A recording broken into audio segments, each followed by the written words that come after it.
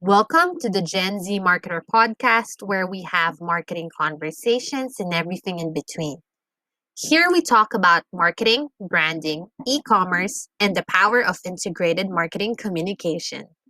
I'm your host, Jamia O'Malley, a strategist passionate and specializing in branding and marketing for e commerce. This episode is different and the first of its kind as we will be digesting renowned books in the industry. The book for this episode is The Brand Gap by Marty Neumeier, one of the most recommended books when it comes to branding. So I will share with you my key takeaways from the book and we will talk about how these key takeaways impact branding. Before we discuss the book, please support my show by following the podcast to get notified on the latest uploads. The next episode will also be a book discussion, which will be on The Brand Flip, another book by Marty Neumeier. Now, let me share with you my favorite quotes and ideas from The Brand Gap, and let's digest the relevance of these ideas in branding and marketing. The first idea is a charismatic brand can be defined as any product, service, or company for which people believe there's no substitute.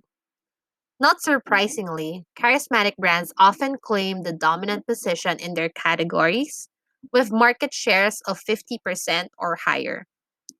Among the hallmarks of a charismatic brand are a clear competitive stance, a sense of rectitude, and a dedication to aesthetics. So, from this quote alone, or this idea alone, I don't think we need to say much more because this shows that charismatic brands or brands that have created their own category or have dominated their own categories achieve this through a defined competitive stance or a defined brand idea or differentiation, a sense of rectitude, meaning they own what they're doing, and a dedication to aesthetics, meaning their brand idea is also connected to the brand look or the brand aesthetic. So this tells us that all of these brand ideas or brand components together build a charismatic brand. Second key idea from the book, and I quote, differentiation works because of the way the human cognitive system works. Our brain acts as a filter to protect us from the vast amount of irrelevant information that surrounds us every day. Okay, so this quote is also straight to the point.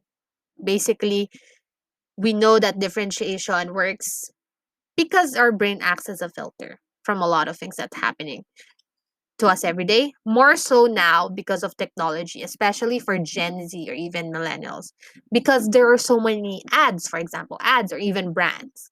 We easily filter out those that we think are not irrelevant or those that because we can already identify, ads and things like that. So we automatically filter those out, which is why we have differentiation because if you don't want to be filtered out, you have to make sure that your differentiation is something that won't get filtered out, right?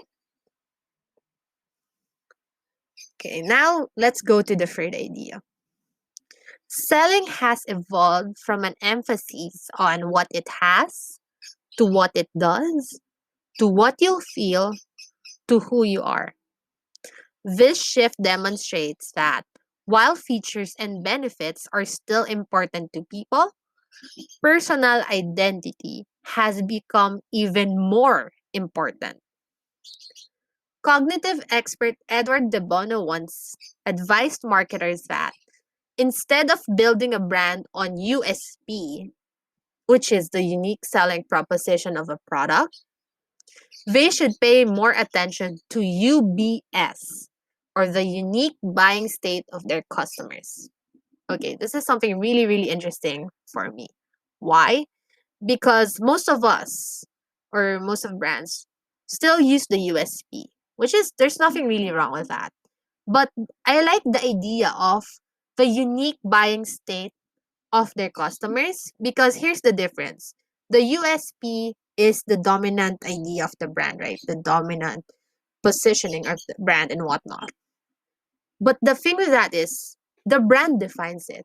So it's brand centric. I mean, Even if technically the brand defines it based on what they research or what they found, it is still their own concept or their own idea of who they are as a brand. Unlike the unique buying state of their customers, wherein it's more thoughtful of what a customer feels or who they are, so who they want to be. So I think that's the two key differences of these two unique terms or ideas. And that I agree, while there's nothing wrong with the USP, I think now we need to consider also the UBS when we're coming up with a USP. Next idea. The need for good brand names originates with customers, and customers will always want convenient ways of identifying, remembering, discussing, and comparing brands. The right name can be a brand's most valuable asset, driving differentiation and speeding acceptance. Okay, I think this quote is also pretty straightforward, but I'm just going to elaborate why this is so important. The reality is sometimes I've worked with brands or I've seen brands that seem to not realize the importance of a good brand name. Some people brand their, name their brands just because, or they find this name cute, they find this name fun, exciting, but that's a problem. It's what they think. It's not considering what the customers will think. It's not considering whether the customer will remember you. It's more on what they want, and that is the problem. You need to think about what your customers will think or how they will see your brand or if they'll remember you. It's not about, I say this again and again, it's not about what your brand or your business wants. It's about the customer. So when coming up with brand names, you have to be thoughtful of that because the brand name is also a long-term investment that can make or break you. Next idea. Testing or validation is the process of measuring brands against meaningful criteria. All brand expressions, from icons to actual products, need to score high in five areas of communication: distinctiveness, relevance, memorability, extendability, and depth. Okay, pretty straightforward, but let's discuss why these five components matter. Let's talk about distinctiveness first. So this is, I think, pretty straightforward, already a given. When you're coming up with brand ideas and concepts, there should be something distinct to it. Some brands or businesses, unfortunately, what they do is, okay, what are the competitors doing? Let's adapt that because they're doing it and it's working for them.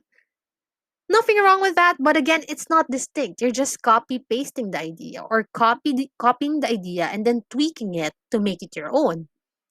Where's the differentiation? Where's the, what makes it special? Where's the fire? I mean, you know what I'm trying to say, right? That ultimately you need to come up with something that makes you you. That is, and the next key concept is relevant. That is relevant to you and is relevant to your customers. Your idea shouldn't be just what the others are doing. There's nothing wrong with being inspired by others, but there's a difference between flattery and imitation. I mean you get what I'm trying to say, that you need to make it your own. Because when you make it your own, there's the third component, memorability. People will remember you. People can, okay, let's say you do the copy paste type of concept. People will remember you, but only for a moment. Do you want to be remembered as the imitation of this brand? Do you want to be remembered as the cheap version of this brand? Or do you want to be remembered for being who you are, for what you do, and not what, like a cheap version of what others are doing? Fourth concept, extendability. Now, this is something very interesting because some people forget that branding is a long term investment and that your branding strategy could, when you do it really well, you can sustain it and eventually grow it into something else or evolve it into something else. So that's the good thing. Like when you're coming up with your brand concepts, you have to think of that as well. And last concept is depth. Exactly. Like there should be meaning to it. There should be purpose to what you're doing. You don't do it just because. You don't do it just for the money. You have to do something with meaning because in a way that means you're being authentic to who you are. Because if you're not authentic to who you are, your customers will see through that. Next idea from the book. The secret of a living brand is that it lives through the company, not just in the marketing department. Since branding is a process, not an entity, it can be learned, taught, replicated, and cultivated. Okay. This quote honestly is a little bit personal already for me as well. Why? Because I have worked with different brands, I've worked with different industries, and here's the reality: they don't have brand Bibles or brand guidelines. When you come into the marketing department, they'll just be like, oh, you have to do this. You have to come up with a campaign. You have to come up with a social media post and whatnot without even presenting the brand idea or the brand Bible to the team. Now, why do I think there's a problem with that? It's because they are assuming that we already know their brand identity. Now, there's nothing really wrong with that because, of course, when you're entering a company, you have already an idea on who the company is. But here's the thing: what if your idea of the company is different from what the company or the business is trying to be? What if there's a gap or a mismatch with that? Then you're coming up with concepts that are not related to the brand, right? And another thing with that is those businesses without a brand. I talked about this in a previous episode. If you want to check that out, go ahead. But businesses without a brand are not going to last long or would have trouble in the long run. Why? Because there's not a long-term growth strategy. There's no clear direction. And here's the thing why branding is so important. Of course, we have your values, right? It's not just your brand or the marketing team who has to embody that identity or values, it has to be the whole company. Human resources has to know this. Your customer representatives have to know this. Everyone has to know it. You need to all embody it to be an effective single organism or a unit or a whole brand that no matter what touch point your customers are at, be it in the store, be it in e-commerce, be it like even a potential employee or all of the employees, you all have to have that same idea. That's what big brands, that's what successful brands are doing. It's not just the customers who know what the brand is. Your employees, your company also has to know what the brand is. It's not about your preconceived notions of a brand. It's about what you want the brand to be, and you have to define it and identify it, right? And of course, the quote also says it can be learned, taught, replicated, and cultivated. That's one thing, cultivated. Because if, as we said, if you don't share your brand identity to your employees and whatnot, no, you're not going to be in the same page. You cannot grow the brand, you cannot cultivate it.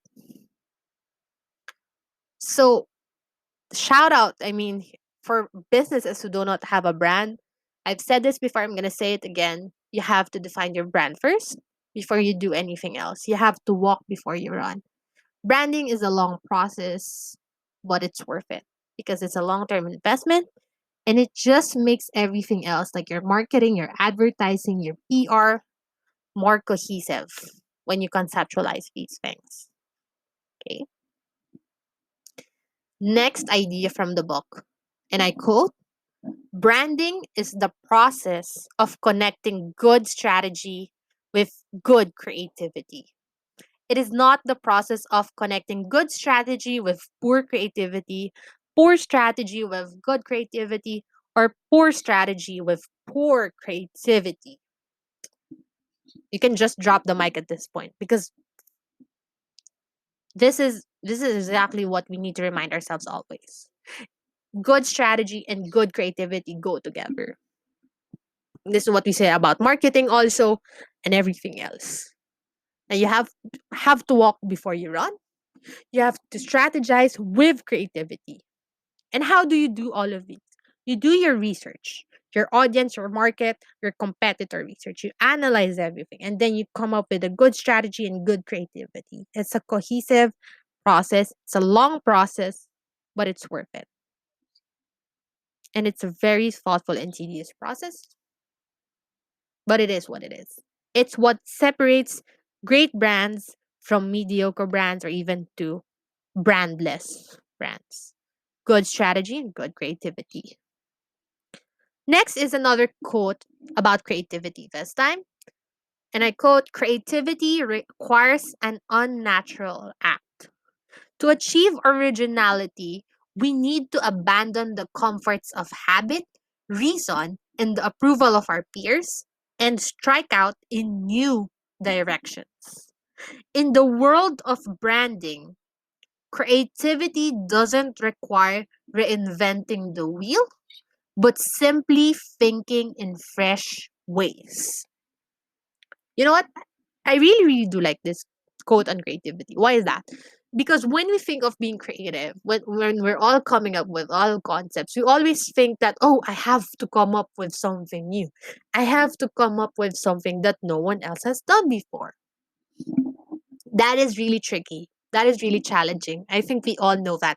Anyone who's in a creative role would know that. But I like the idea of, what they said about not reinventing the wheel, but simply thinking in fresh ways. Because there's always something, a new angle, a different angle that no one has done or tried that you could do. And I think that's the thing with creativity. I think also just to share, that's how I conceptualize brands or conceptualize marketing ideas and whatnot.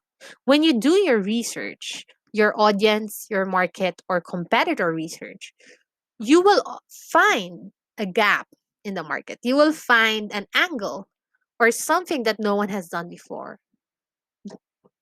It takes a fresh look or like a different look in a different angle to find a creative way for branding or marketing and whatnot. So I think this is something for anyone who feels that pressure that, oh, I need to come up with something new. Yes and no. You can come up with something new, quote unquote new, if you just look at things in different ways, different angles, or being inspired by a gap, by a spark. That's all it takes. Now, last quote. Last quote from the book. How a brand should fit its space is determined by the brand community. It takes a village to build a brand. Now, we talked about this earlier also about how internal, external people in the brand affect the brand community. I think this is also the same idea with that. That you're building your brand internally through your branding, your marketing team, even your human resources, your customer representatives, and so on and so forth. But external people or your brand advocates, your brand community, or your tribe also contribute to that. It's a give and take process.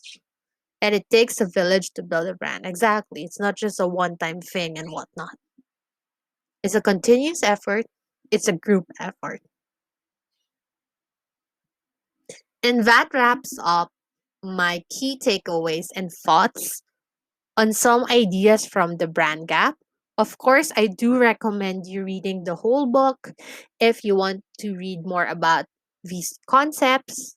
And there might be other concepts in the book that you find interesting that I might have missed. So just let me know if you read the book or if you've enjoyed this episode. And of course, let me know also what book would you like me to discuss next. So you can leave me a message at the Gen Z Marketer on Facebook, at Gen Z MKT on Instagram, and at www.genzmkt.com, which are all linked in the description.